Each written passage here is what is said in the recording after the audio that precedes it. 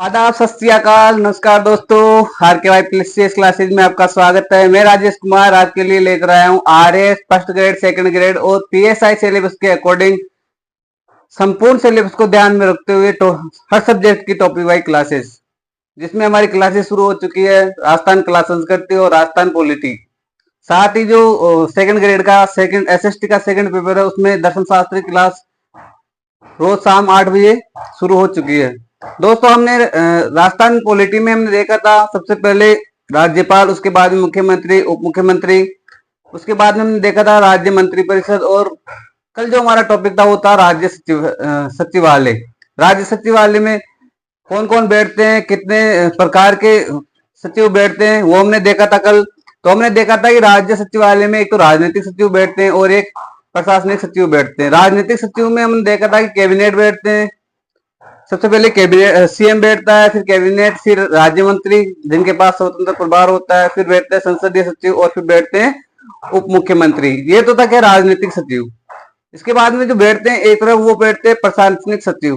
प्रशासनिक सचिव में हमने देखा था कि प्रशासनिक सचिव में सबसे पहले मुख्य सचिव होता है, उसके बाद में अतिरिक्त मुख्य सचिव होता है, फिर प्रमुख सचिव होता है, विशिष्ट सचिव होता है, उसके बाद में उप सचिव, सहायक सचिव, अनुभाग सचिव, यूडीसी, एलडीसी और पियोन। इस प्रकार हमने कर्मवाइज को देखा था। इसके बाद में सचिवालय के कार्य देखे थे हमने, क्या क्या कार्य है जो 1966 में प्रथम प्रशासनिक सुधार आयोग के तहत उनके बारे, सचिवालय के बारे में क्या क्या बताया गया है, ये भी हमने देखा था।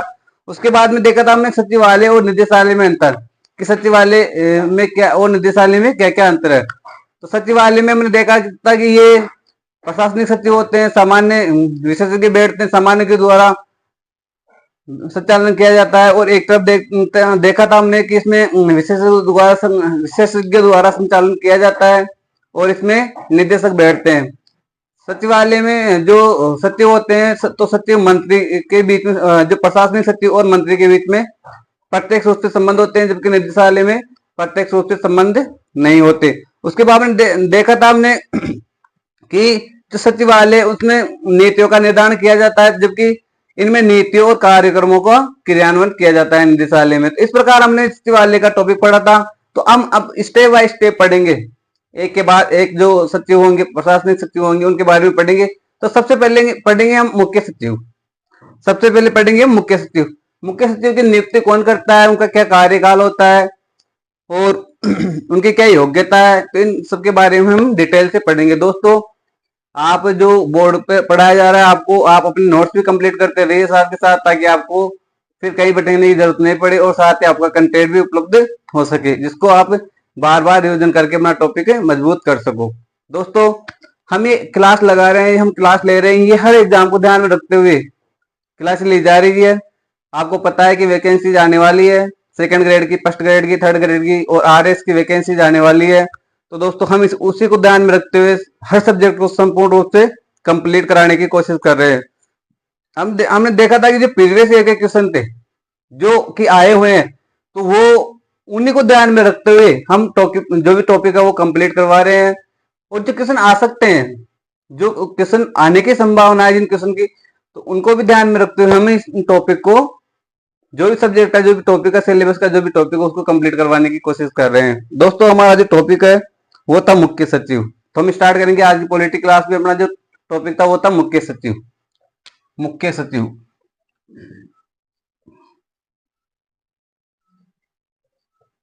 मुख्य सचिव।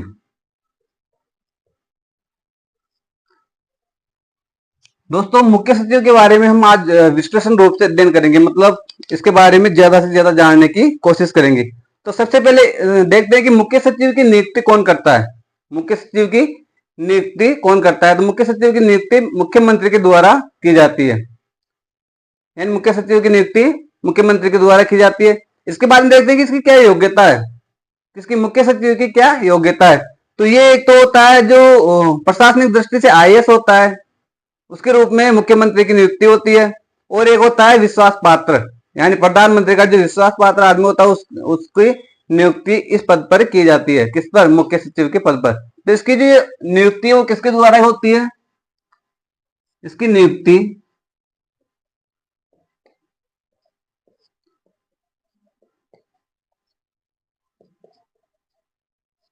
मुख्यमंत्री के द्वारा की जाती है।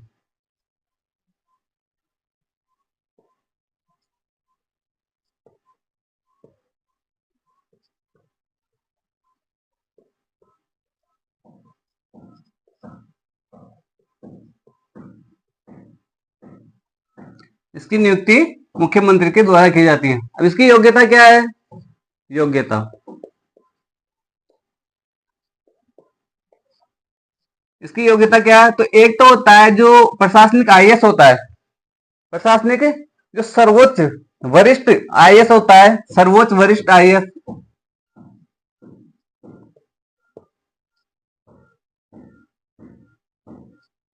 सर्वोच्च वरिष्ठ आईएएस, इसकी नियुक्ति इस पद पर की जाती है। और एक होता है जो विश्वास पात्र आदमी होता है, विश्वास पात्र होता है किसका? मुख्यमंत्री का, तो उसकी भी नियुक्ति इस पद पर की जाती है, यानी विश्वास पात्र।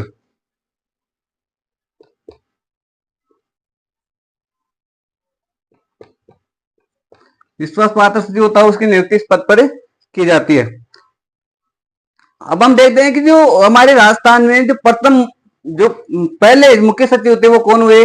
तो हमारे राजस्थान में जो पहले मुख्य सचिव हुए वो हुए के राधाकृष्ण। उनका क्या नाम था? के राधाकृष्ण। यानी प्रथम मुख्य सचिव कौन थे? के राधाकृष्ण। प्रथम मुख्य सचिव कौन थे? के राधाकृष्ण। यानी राजस्थान में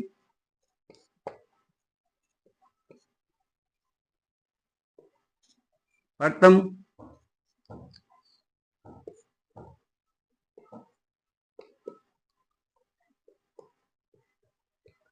के राधाकृष्ण, ये क्या हुए? हमारे प्रथम मुख्य सचिव। अभी देखते हैं कि जो सचिव का जो पद है इसमें सर्वाधिक लंबा कार्यकाल किनका रहा, यानी इस पद पर सर्वाधिक सबसे ज्यादा लंबा कार्यकाल किनका रहा? तो उनका नाम था भगवंत दास मेहता। क्या नाम था उनका? भगवंत दास मेहता। सर्वाधिक लंबा कार्यकाल,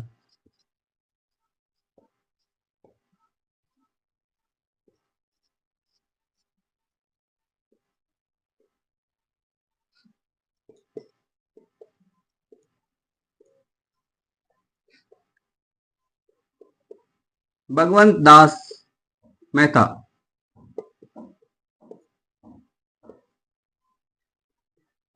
जो कहते एकमात्र राजस्थानी सचिव, एकमात्र राजस्थानी सचिव थे कौन? भगवंत दास मेहता।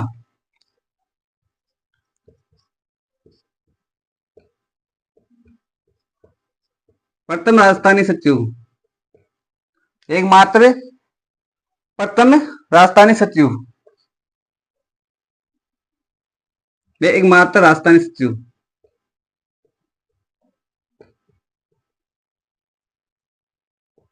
सचिव एकमात्र राजस्थानी सचिव थे कौन? भगवंत दास मेहता। ये कहते एकमात्र राजस्थानी सचिव। अब ऐसे सचिव जिन्होंने सर्वाधिक मुख्यमंत्रियों के कार्यकाल में अपना या अपने पद पर रहे, ऐसे मुख्य सचिव कौन थे जो सर्वाधिक कार्यकाल तक या फिर सर्वाधिक मंत्रियों मुख्यमंत्रियों के साथ अपने जो पद था मुख्य सचिव का उस पर रहे? तो ऐसे मुख्य सचिव का क्या नाम था? तो ऐसे मुख्य सचिव का नाम था विपिन बिहारी लाल भार्गव, सॉरी विपिन बिहारी लाल माथुर, विपिन बिहारी लाल माथुर। यानी सर्वाधिक सर्वाधिक मुख्यमंत्रियों के साथ कार्य करने वाले ऐसे मुख्य सचिव कौन थे? विपिन बिहारी लाल माथुर। जिन्होंने क्या किया? जिन्होंने सर्वाधिक मुख्यमंत्रियों के साथ कार्य किया, यानी सर्वाधिक मुख्यमंत्रियों के साथ कार्य करने वाले मुख्य सचिव।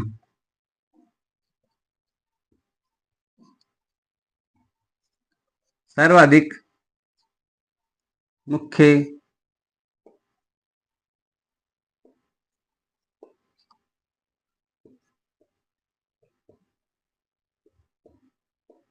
कार्य करने वाले सचिव,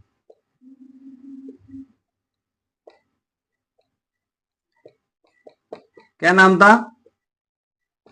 विपिन बिहारी लाल माथुर, विपिन बिहारी लाल माथुर।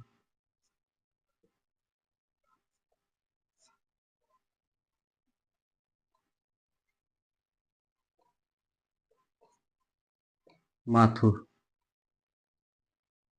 यानी ये ऐसे सचिव होते हैं जिन्होंने सर्वाधिक मुख्यमंत्रियों के साथ कार्य किया कार्य किया।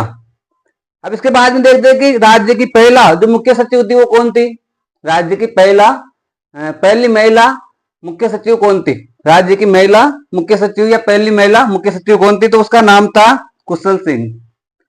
आपको पता है कि अभी दूसरी महिला भी हुई है, उषा शर्मा, जो भी 15 विधानसभा थी उनमें जो मुख्यमंत्री थे अशोक गहलोत, उनके कार्यकाल में रही उषा शर्मा। लेकिन जो राज्य की पहली महिला मुख्य सचिव थी उनका क्या नाम था, कुशल सिंह। इनको मिटा देता हूं।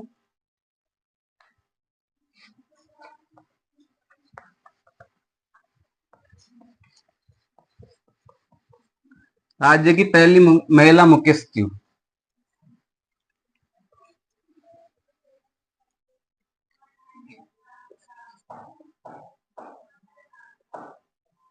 राज्य की पहली महिला मुख्य सचिव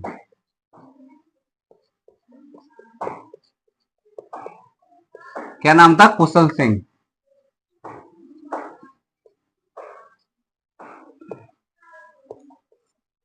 कुशल सिंह ये राज्य की पहली महिला मुख्य सचिव थी। अब इसके बाद में देखते हैं हम कि जो अभी दूसरी महिला मुख्य सचिव कौन थी, तो उषा शर्मा थी। अब इसके बाद में देखते हैं कि राज्य के प्रथम और एकमात्र ऐसी जनजाति के मुख्य सचिव कौन थे, यानी अनुसूचित जाति के मुख्य सचिव कौन थे, तो उनका नाम था निरंजन कुमार आर्य। राज्य के अनुसूचित जाति के मुख्य सचिव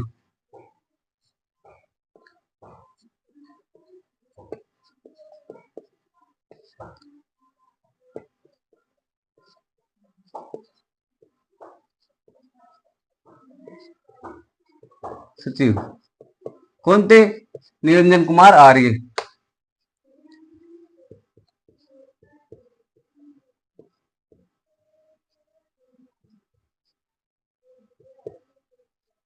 आर्य ये राज्य के पहले अनुसूचित जाति यानी एससी के मुख्य सचिव थे कौन, निरंजन कुमार आर्य। अब देखते हैं हम कि मुख्य सचिव के क्या क्या कार्य हैं, यानी मुख्य सचिव के क्या कार्य हैं, उसको किन किन कार्यों के लिए इस पद पर नियुक्त किया जाता है, उनके बारे में देखते हैं। तो हम देखते हैं मुख्य सचिव के कार्य। मुख्य सचिव के कार्य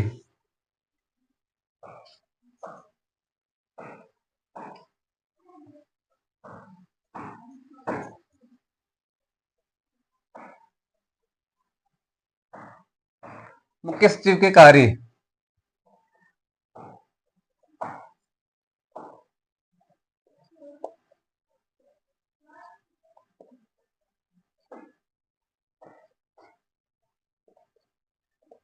क्या कार्य थे इसके, या इनके क्या कार्य हैं, इनके क्या कार्य हैं, मुख्य सचिव के क्या कार्य हैं।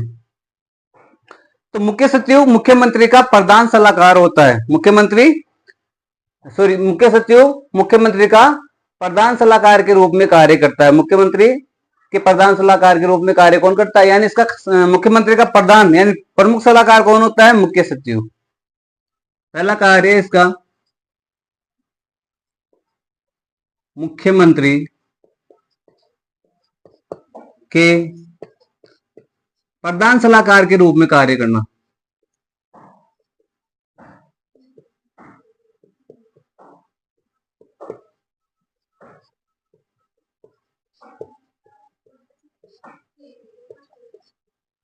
कार्य करना यानी मुख्यमंत्री के प्रधान सलाहकार के रूप में कार्य करना, ये किनका कार्य है, मुख्य सचिव का। दूसरा कार्य है कि मुख्यमंत्री प्रशासन से संबंधित सभी नीतिगत मुद्दों पर मुख्य सचिव से क्या करते हैं, परामर्श करते हैं। यानी मुख्यमंत्री जो भी प्रशासन से संबंधित जो भी मुद्दे होते हैं उनसे परामर्श, उसके लिए परामर्श किससे करते हैं, मुख्यमंत्री मुख्य सचिव से परामर्श करते हैं। यानी मुख्यमंत्री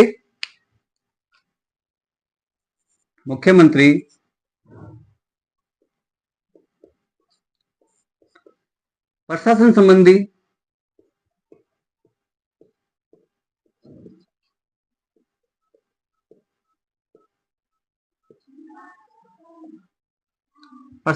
परामर्श किससे करते हैं? मुख्य सचिव से।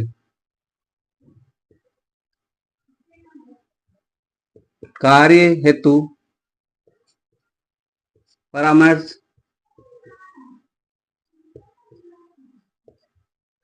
मुख्य सचिव से करते हैं।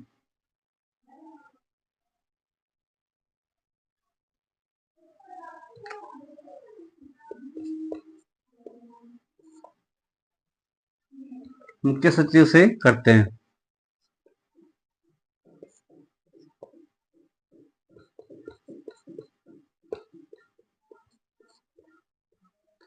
यानी जो प्रशासन संबंधी कोई भी कार्य होगा तो मुख्यमंत्री उस कार्य को करने के लिए किससे सलाह लेते हैं? मुख्य सचिव से। किससे? मुख्य सचिव से।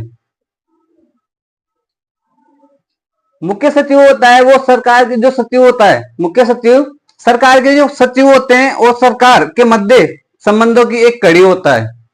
मुख्य सचिव सरकार के सचिवों और मुख्यमंत्री के बीच में एक कड़ी का कार्य करता है। मुख्यमंत्री के बीच में कड़ी के रूप में कार्य करता है, यानी मुख्य सचिव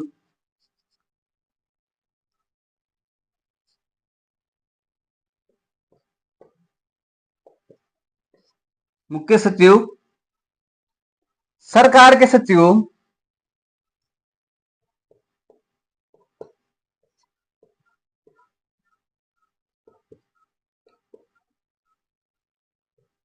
व मुख्यमंत्री के बीच में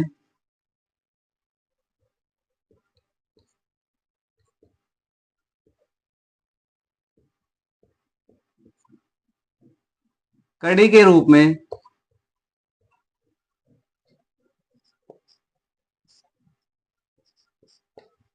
कार्य करता है। यानी मुख्य सचिव सरकार के सचिवों और मुख्यमंत्री के बीच कड़ी के रूप में कार्य करता है। मुख्य सचिव होता है वो जो मंत्रिपरिषद की बैठकें होती है। मुख्य सचिव मंत्रिपरिषद की बैठकों के निर्णय, यानी बैठक के लिए जो निर्णय लिए जाते हैं उनको क्रियान्वित करता है। कौन? मुख्यमंत्री। यानी जो मुख्य सचिव होता है, जो मंत्रिपरिषद की बैठकें होती है उनके लिए जो निर्णय लिए जाते हैं कि बैठक कब होगी कब नहीं होगी, तो उनके निर्णयों का क्रियान्वयन कौन करता है? वो मुख्य सचिव करता है। कौन करता है? मुख्य सचिव करता है। तो मंत्रिपरिषद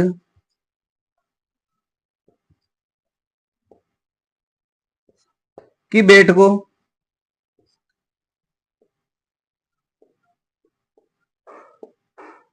के निर्णय का क्रियान्वयन करता है।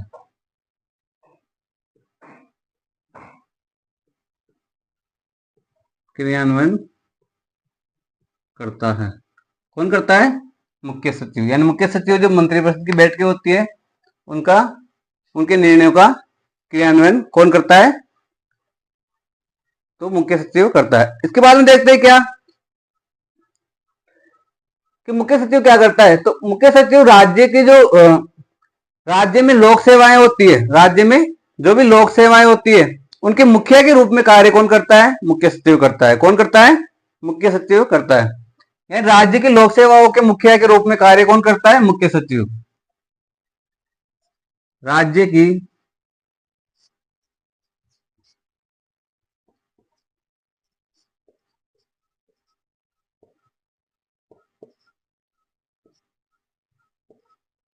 मुखिया के रूप में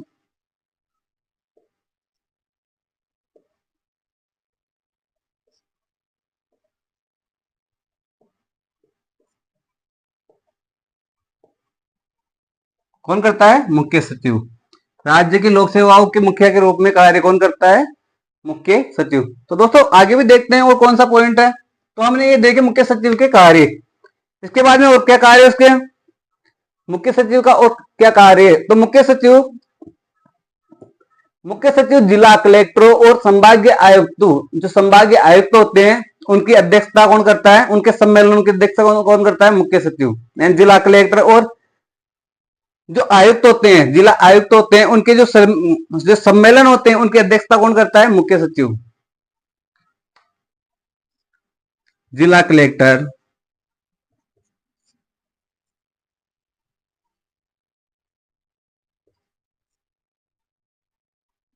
जिला कलेक्टरों और जिला आयुक्त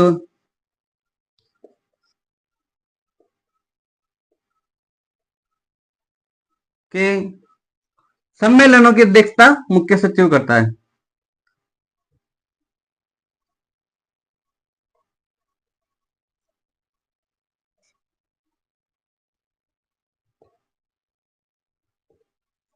अध्यक्षता मुख्य सचिव करता है।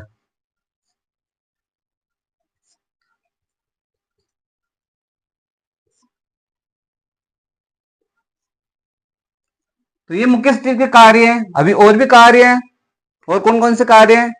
तो सबसे पहले ये देखो कि मुख्य सचिव प्रधानमंत्री, जो मुख्यमंत्री होता है उसका प्रधान सलाहकार होता है, कौन? मुख्य सचिव। उसके बाद में देखा हमने मुख्यमंत्री के प्रशासन संबंधी कार्य है तो परामर्श कौन देता है? मुख्य सचिव। कौन देता है? मुख्य सचिव। मुख्य सचिव सरकार के सचिव वो मुख्यमंत्रियों के बीच की कड़ी के रूप में कार्य करता है। मंत्रिपरिषद की बैठकें होती है, उसमें जो लिए गए निर्णय होते हैं उनका क्रियान्वयन कौन करता है? मुख्य सचिव करता है। राज्य की लोक सेवाओं के मुखिया के रूप में कार्य कौन करता है? मुख्य सचिव करता है। जिला कलेक्टरों और जिला आयुक्तों का जो सम्मेलन होता है उनकी अध्यक्षता कौन करता है? मुख्य सचिव करता है। इसके बाद में देखते हैं अलग और क्या है आगे, इसके क्या और क्या क्या क्या क्या कार्य हैं मुख्य सचिव के, वो देखते हैं।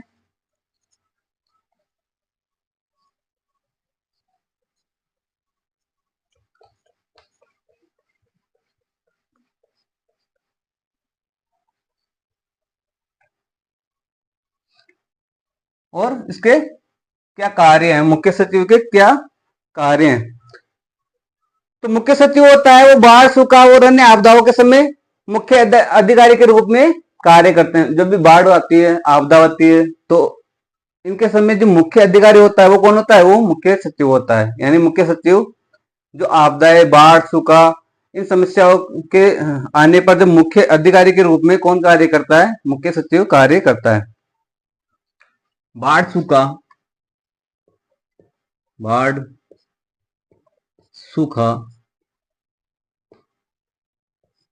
बाढ़, सूखा के समय मुख्य अधिकारी के रूप में कार्य करता है। मुख्य अधिकारी के रूप में कार्य करता है।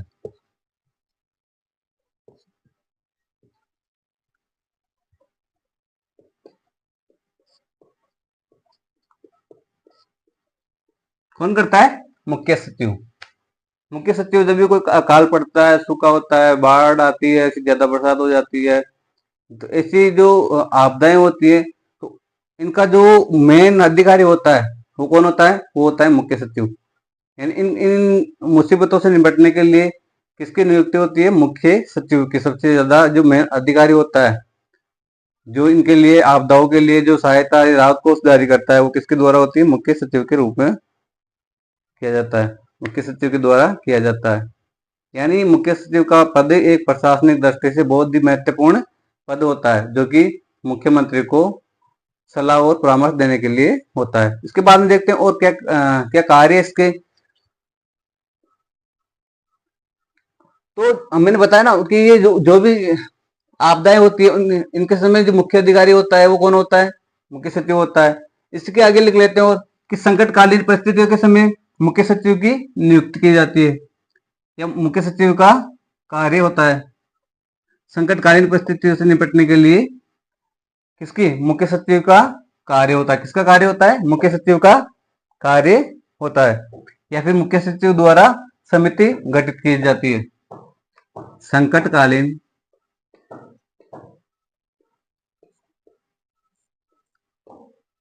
संकटकालीन परिस्थितियों के समय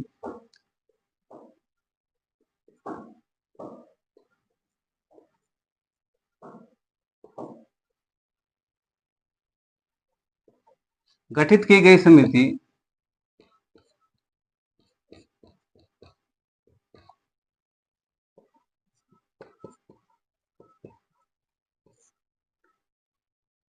मुख्य सचिव द्वारा की जाती है, या फिर मुख्य सचिव द्वारा समिति गठित की जाती है।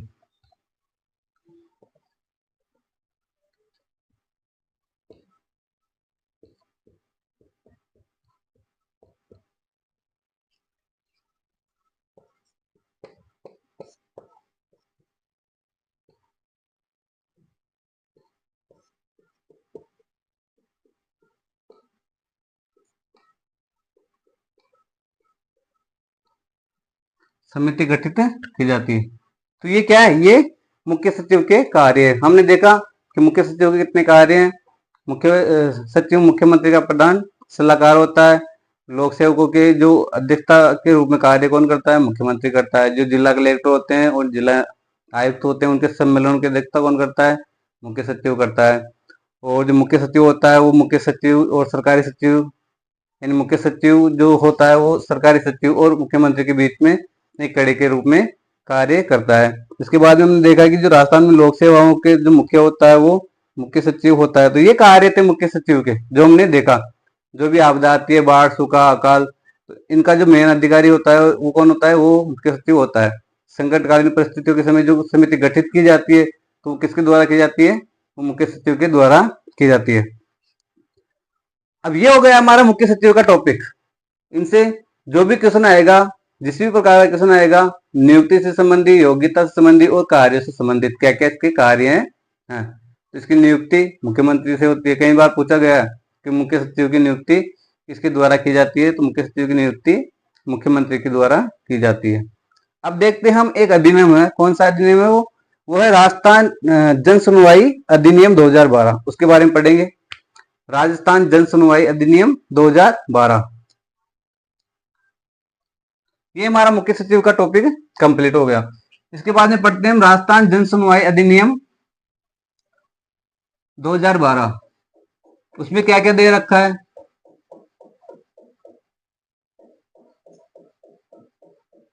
राजस्थान जन सुनवाई अधिनियम 2012,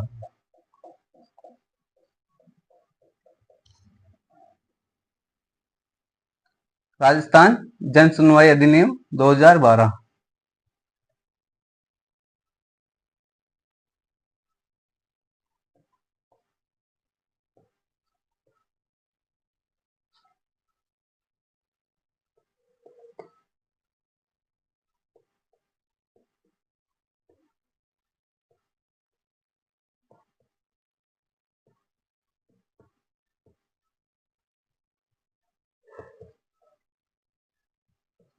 राजस्थान जन सुनवाई अधिनियम 2012, कैसे बोलते हैं, राजस्थान जन सुनवाई अधिकार अधिनियम 2012। इसमें क्या क्या दे रखा है दोस्तों।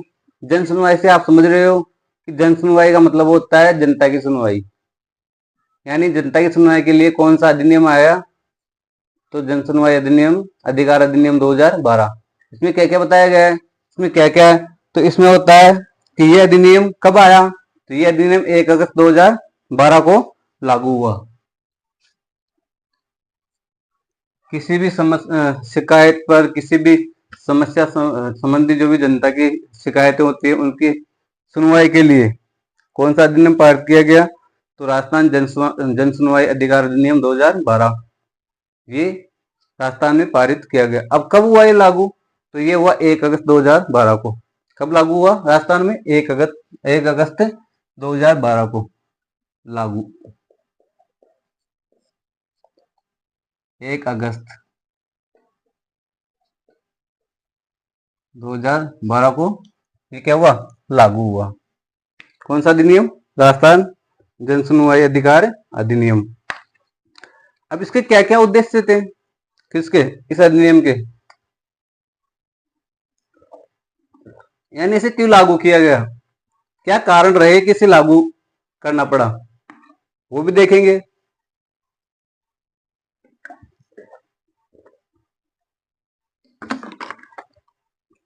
दोस्तों अपनी कॉपी में एक अलग से पेज बना लो, उस पर लिख लो राजस्थान जन सुनवाई अधिकार अधिनियम 2012, जो लागू कब हुआ, इसके क्या क्या उद्देश्य थे वो देख लेते हैं।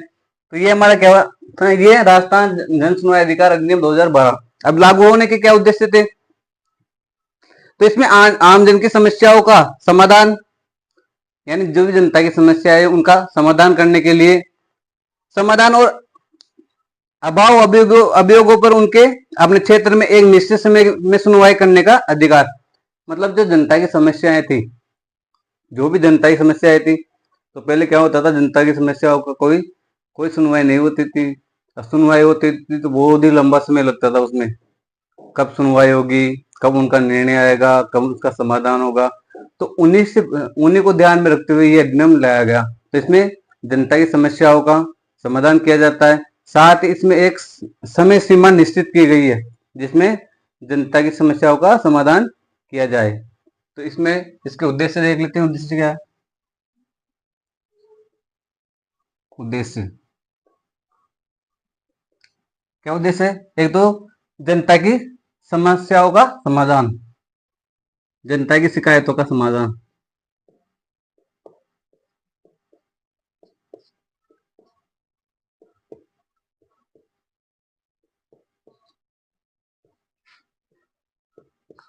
एक निश्चित समय में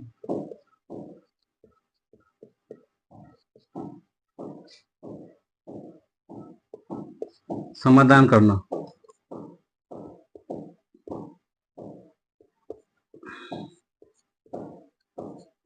इसका उद्देश्य था। इसका राजस्थान जन सुनवाई अधिकार अधिनियम 2012 का उद्देश्य क्या था कि जनता की जो भी समस्या है, जो भी अभाव संबंधी समस्या है, किसी भी प्रकार की समस्या है तो उनका समाधान करना, वो भी किसमें, एक निश्चित समय में समाधान करना, इसका प्रथम उद्देश्य था। दूसरा उद्देश्य क्या था इसका, तो इस हेतु कार्यालय विभाग में एक लोक सुनवाई अधिकारी नियुक्त किया जाएगा। मतलब जो कार्यालय होगा उसमें सुनवाई के लिए एक अधिकारी नियुक्त किया जाएगा। जैसे कि ग्राम पंचायत में पटवारी, ग्राम पंचायत में पटवारी की नियुक्ति होती है, उसी प्रकार जो भी कार्यालय होते हैं, जो भी संबंधित विभागीय कार्यालय, उनमें जनता की सुनवाई के लिए एक अधिकारी की नियुक्ति की जाएगी। अब जैसे राजस्थान में जो पंचायतें होती हैं, पंचायतों में एक पटवारी होता है, उसके रूप में अधिकारी की नियुक्ति होती है। जनता की समस्या के समाधान के लिए पंचायत समिति स्तर पर पटवारी की नियुक्ति की जाती है। अब पटवारी और ग्राम विकास अधिकारी होता है, ग्राम विकास अधिकारी होता है, ये पंचायत में होते हैं। और पंचायत समिति में होता है बीडीओ। पंचायत समिति में कौन होता है, बीडीओ। तो जो पटवारी स्तर लेवल के होते हैं, पटवारी, ग्राम विकास अधिकारी, ये पंचायत स्तर में होते हैं। और पंचायत की समिति में होते हैं बीडीओ, जो कि जनता की समस्या होती है उनका, उनकी जनता की जो भी शिकायतें होती है, उनकी समस्याओं का समाधान करने हेतु इनकी नियुक्ति की जाती है। यानी जनता की समस्याओं के समाधान हेतु एक अधिकारी की नियुक्ति की जाएगी, की गई।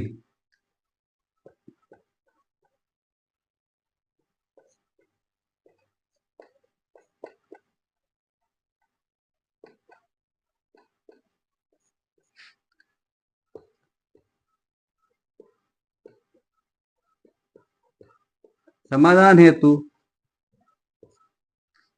कार्यालय या विभाग में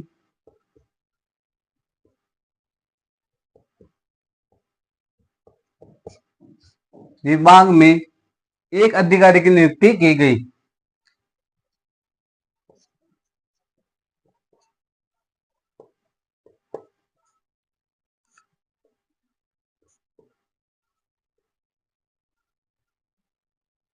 नियुक्ति की गई। जैसे एग्जाम्पल के तौर पर पंचायत स्तर पर पटवारी, एग्जाम्पल के तौर पर पंचायत स्तर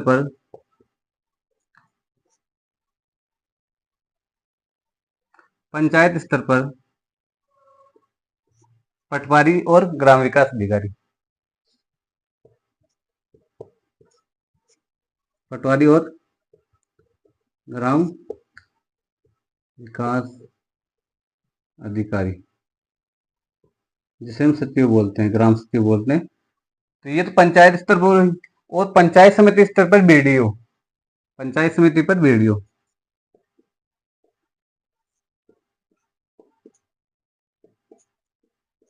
किसकी नियुक्ति?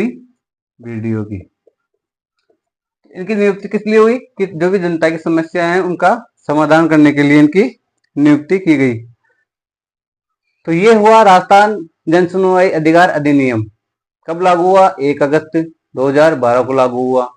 और इसमें क्या उद्देश्य रखे गए इसके?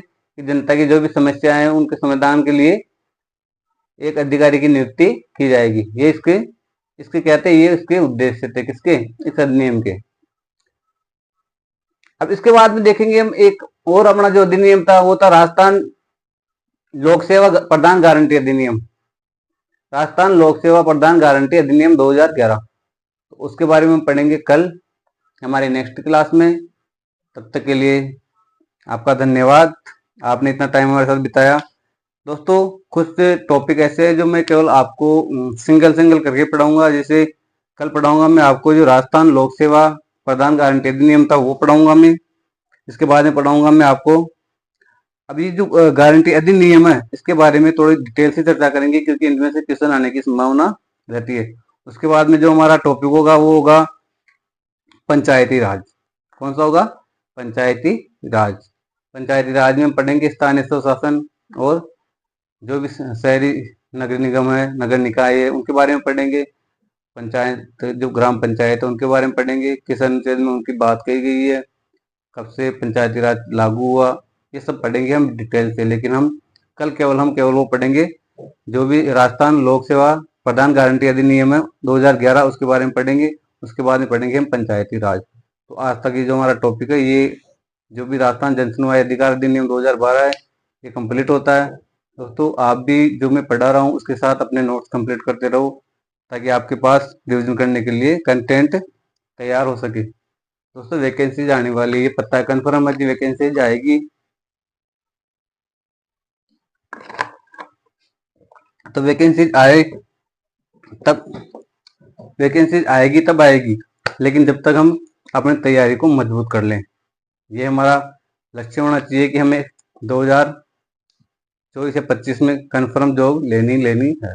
दोस्तों ये जो क्लासेस चल रही है, आपका जो फर्स्ट ग्रेड है, सेकंड ग्रेड है, या फिर जो RS एग्जाम है, उसके साथ जो PSI एग्जाम है, उनके सिलेबस को ध्यान में रखते हुए हर सब्जेक्ट की टॉपिक वाइज क्लासेज कराई जा रही है। दोस्तों अपने दोस्तों को भी शेयर करें और हमारे जो RKY PCS क्लासेस को सब्सक्राइब करें। तो अपने माँ बाप की इज्जत करें, अपने माता पिता की इज्जत करें, उनको सम्मान दे, बड़ों को सम्मान दे, छोटों को प्यार दे, और अपना लक्ष्य इस प्रकार निर्धारित करें कि आप उसको बड़ी सरलता से प्राप्त कर लो, और जिससे आपके माता पिता को आपके ऊपर गर्व महसूस हो। इसी के साथ अपने आप को इस प्रकार व्यवस्थित कीजिए, अपने आप को इस प्रकार संस्कार से परिपूर्ण बनाइए कि जो भी आपके साथ बैठे या जो भी आपके साथ आचार विचार में बोल चाल करे, उनको ये लगे कि वास्तव में ये एक संस्कारी बच्चा है। तो दोस्तों तब तक के लिए धन्यवाद। आपका दिन शुभ रहे।